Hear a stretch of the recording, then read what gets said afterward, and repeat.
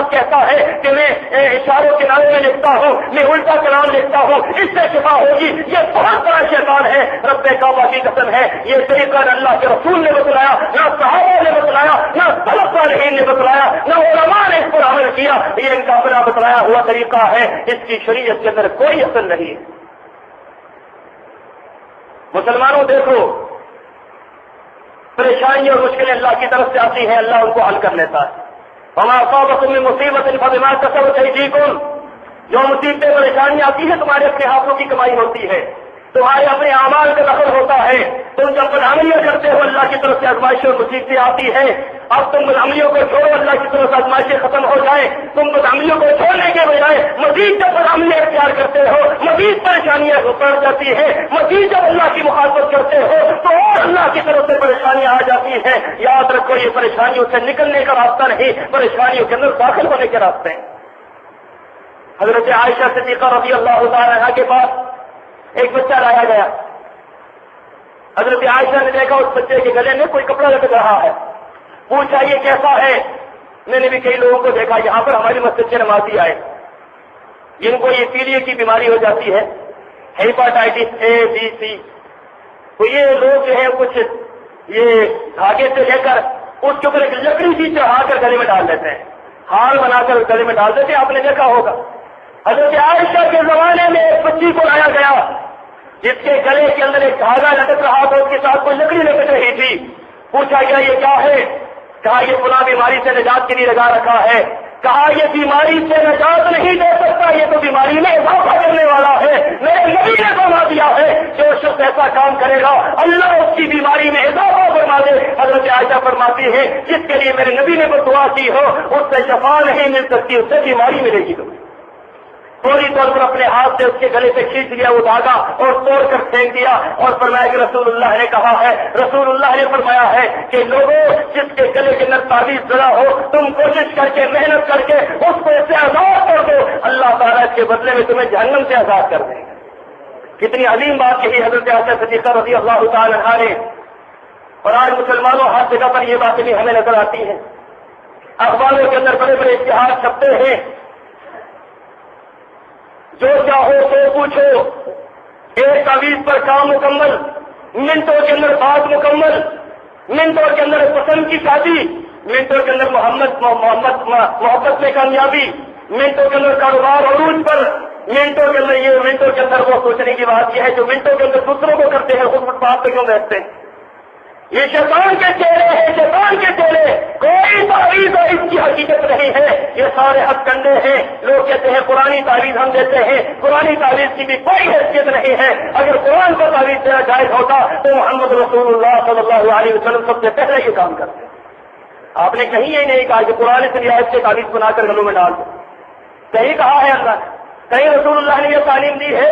قرآن کو پڑھنے کے لیے آیا تھا، آج ہم نے قرآن کو قرآن قرآن کے لیے، کوئی مر جائے تو قرآن پڑھو، بیمار ہو جائے تو قرآن اوپر رکھ دو، بچے گھر سے نکلے قرآن کو نیچے سے گزار دو، قرآن کو اوپر سے گزار دو، کچھ اور کام ہو تو قرآن سامنے رکھ دو، گھر کے اندر ختم خیرات ہو تو قرآن اس کے اوپر پڑھ لو۔ یہ ساری کی ساری باتیں ہم نے قرآن کو غلط راستے پر ڈال دیا ہے۔ آج قرآن کی بھی یہی فریاد ہے کہ لوگوں مجھے کس طرف تم نے لگا دیا ہے، نہ چمڑے چاٹنے کے لیے آیا، نہ تعویذ گندوں کے لیے آیا، نہ مردوں کو پڑھنے کے لیے آیا، نہ عورتوں کو، نہ خواتین کو اس سے گزارنے کے لیے آیا، نہ کسی اور مقصد کے لیے آیا۔ یہ تو آیا تھا کہ پوری زندگی اس کے مطابق گزارو، اپنی زندگی کے لاہے عمل کو اس کے مطابق گزار دو۔ قانون، لاہے عمل، دستور، اصول، شریعت، ساری کی ساری چیزیں قرآن تھی، آج ہم نے اس کو پیچھے کر دیا، دوسری باتوں کو آگے کر دیا۔ شیطان نے یہ راستہ ہمیں بتلا دیا ہے کہ چوم چاٹ کر گھر کے اندر برکت کے لیے رکھ لو، بطور تعویذ بنا کر رکھ لو، رب کعبہ کی قسم ہے اس کی کوئی حیثیت نہیں۔ رسول اللہ صلی اللہ علیہ وسلم نے فرما دیا تمائم شرک، آپ نے فرمایا یہ تمیمہ لٹکانے والی چیز یہ شرک ہے، لٹکاتے ہیں باقاعدہ طور پر، لٹکاتے ہیں باقاعدہ طور پر۔ جوتی آپ اندازہ لگائیں، جوتی لٹکتی ہے ایک گاڑی کے اوپر جوتی، پوچھیں آپ ان سے جوتی لٹکانے والوں سے یہ جوتی کیوں لٹکاتے ہو؟ تو یہی بات کہتے ہیں جی کہ یہ جوتی جب تک لٹکی رہے گی تو ہماری گاڑی کا ایکسیڈنٹ نہیں ہوگا، تو پھر حکومت پاکستان کو چاہیے کہ ہر گاڑی کے سامنے جوتی لٹکا دے، ہیٹ ریپر کا سارا نظام، موٹر وے، پولیس، اتنے خرچے، اتنے اشارے سب ختم کر دیں اور دیکھیں ان کا کیا حشر ہوتا ہے. سب فراڈ. اور لوگ دیکھتے نہیں ہیں کتنی بدعقیدتی ہے، لوگ دیکھتے نہیں ہیں کہ ہو رہا کیا. جوتی مشکل کشا، انا للہ و انا الیہ راجعون، جوتی حاجت روا. رسول اللہ صلی اللہ علیہ وسلم نے فرمایا تھا کہ میری امت کے لوگ بھی سابقہ امتوں کی طرح شرک کریں گے، اور ان میں سے کسی ایک نے اگر لات و منات کی پوجا کی ہے، میری امت کے اندر ایسے لوگ ہوں گے جو لات و منات کی پوجا کریں گے. یہ لات و منات کی پوجا نہیں ہے. آج تم نے جوتیوں کو حاجت روا بنا رکھا ہے، آج تم نے دھاگوں کو مشکل کشا بنا رکھا ہے، آج تم نے گھوڑوں کو مشکل کشا بنا رکھا ہے، آج تم نے ککڑوں کو اور جانوروں کو مشکل کشا بنا رکھا ہے. رب کعبہ کی قسم ہے ان میں سے کوئی مشکل کشا نہیں ہے. مشکل کشا ہے تو صرف اللہ ہے، حاجت روا ہے تو صرف اللہ ہے. یہ کوئی کچھ بھی نہیں کر سکتے. ما یملکون من قطمیر، تم بلاتے ہو ان کو، تم علی ہجوری کو داتا کہتے ہو، اللہ کہتے ہیں تو سوئی کے دانے کے برابر، سوئی کے دھاگے کے برابر بھی ان کے یہ کچھ نہیں دے سکتے. یہ تو چھلکے کے مالک نہیں ہے، چھلکے کے. تم ساری کائنات کو بنا دو اللہ کے مقابل. ما یملکون من قطمیر، یہ چھلکے کے موقع کچھ نہیں دے سکتے، چھلکا نہیں دے سکتے. اور تمہیں کیا دیں گے؟ اولادیں کیا دیں گے؟ مشکلیں کیا ڈالیں گے؟ مصیبتیں کیا دور کریں گے؟ یہ تو خود محتاج ہے، یہ تمہاری محتاجی کیا دور کریں گے؟ ارے جو خود محتاج ہو دوسرے کا، جو خود محتاج ہو دوسرے کا، جس کو کھانے کی محتاجی، جس کو پینے کی محتاجی، جس کو پہننے کی محتاجی، جس کو مر جانے پر دفنانے کی محتاجی، نہلانے کی محتاجی، مٹی ڈالنے کی محتاجی، رب کعبہ کی قسم خود حاجت روا ہو سکتا نہیں ہو سکتا. مسلمانوں شیطان نے کیسا ہمیں سبق پڑھا دیا ہے اور ہم کس طرح جا رہے ہیں. یاد رکھو یہ بات. ہم دیکھتے ہیں آج کل کچھ لوگ اہل توحید کے روپ میں یہ کام شروع کر رہے ہیں. میری بات یاد رکھے، کوئی اہل حدیثوں کو غیر اہل حدیثوں، ہم یہاں پر کھڑے ہو کے یہ بات نہیں کرتے کہ ایسی جو کام کرتا ہے وہ ٹھیک کرتا ہے. نہیں، جو خلاف شریعت کرے گا چاہے وہ اہل حدیث ہو غیر اہل حدیث ہو، رب کعبہ کی قسم اس کا کوئی تعلق نہیں ہے دین کے ساتھ، اسلام کے ساتھ. یہ معاملہ نہیں ہے کہ کوئی اہل حدیث تعویذ دے تو وہ جائز ہو جائے گا. اصل لوگ یہ مسئلے کچھ اہل حدیث تعویذ دیتے، جو دیتے ہیں خود کرتے ہیں، خلاف شریعت خلاف اسلام کرتے ہیں. اور جو اہل حدیث اس قسم کی حرکتیں کرتے ہیں، میں نے سنا ہے کہ وہ دھاگے بھی دیتے ہیں باندھنے کے لیے. انہوں نے اہل حدیثوں کا نام بدنام کر رکھا ہے. ایسے نام لحاظ اہل حدیثوں کا اہل حدیث کے ساتھ کوئی تعلق نہیں.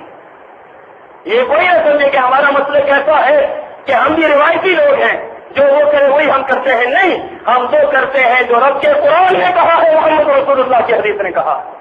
ساری دنیا کام کرتی رہے، ہم دیکھ کر لوگوں کو کام نہیں کرتے. ہم یہ دیکھتے ہیں اللہ کے رسول نے کیا فرمایا، حدیث کے اندر کیا آیا ہے. اگر حدیث کے اندر آیا ہے تو مانے کہ حدیث کے اندر نہیں آیا اور کرتے رہے، ہم نہیں مانتے. آپ دیکھتے ہیں کہ لوگ ہنسوں کے اندر تعویذ دیتے ہیں، ہنسوں کے اندر 1 2 3 4 5 6 7 8 اس طرح ہنسے لکھتے ہیں. اور آپ حیران ہوں گے کہ آپ جتنے ہنسوں کو آپ نوٹ کریں، کوئی بھی تعویذ آپ نے اس کے ہنسوں کو نوٹ کریں، 12 کا ہنسا بنا ہوا ہوتا ہے. 12 ہنسے بنائے ہوئے ہوتے ہیں. اس کے اندر خاص تکنیک ہے، ایک خاص بات ہے، اس کے اندر خاص پہلو ہے. آپ جانتے ہیں شیعہ کے 12 امام ہیں، 12 اماموں کو مانتے ہیں. انہوں نے باقاعدہ طور پر انہوں نے اجازت کیا یہ کام، اور امت کے اندر یہ کام ڈال دیا، اور وہ 12 ہندسوں کو بنا کر اپنے سارے اماموں کی تعریف کرواتے ہیں. اور مسلمان وہ اپنے لکھ کر اپنے گھروں کے اندر ڈال دیتے ہیں.